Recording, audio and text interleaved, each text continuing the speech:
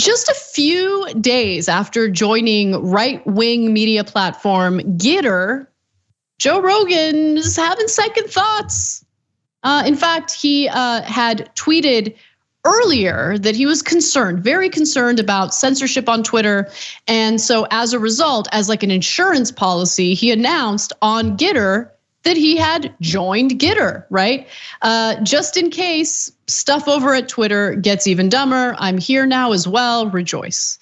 Well, did he rejoice? Not really. In a recent episode of his podcast, he talked about Gettr and how shady he thinks their practices are. Let's watch.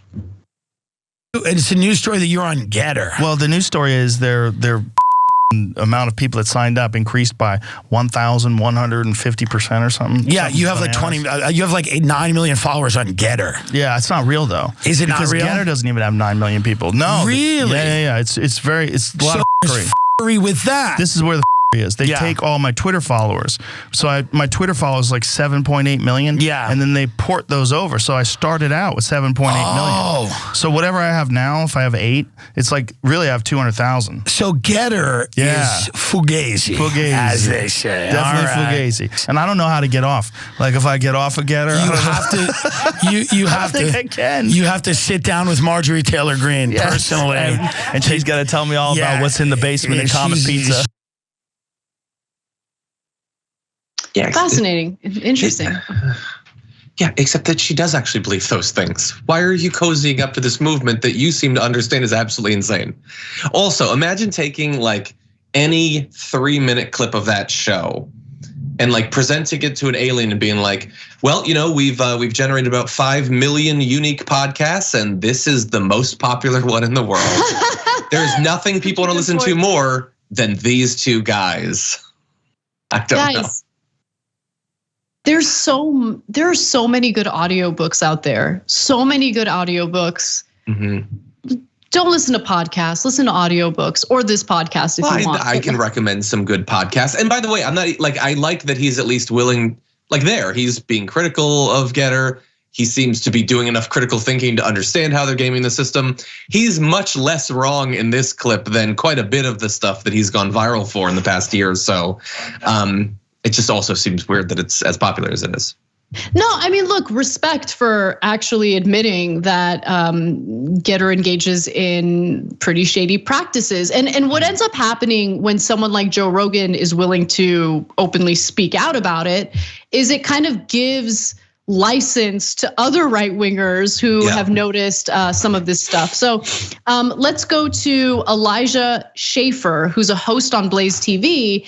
And apparently after watching this video featuring Rogan, he tweeted this. It's interesting that Joe Rogan is also suspicious of Gettr after learning about the Chinese funding, follower inflation, blocking of political dissidents they disagree with, leftist dog whistles in terms of service, Democrat, I don't know, I don't believe that part of it. Democrat background of staff, AWS servers. They have a problem with the AWS. That's funny.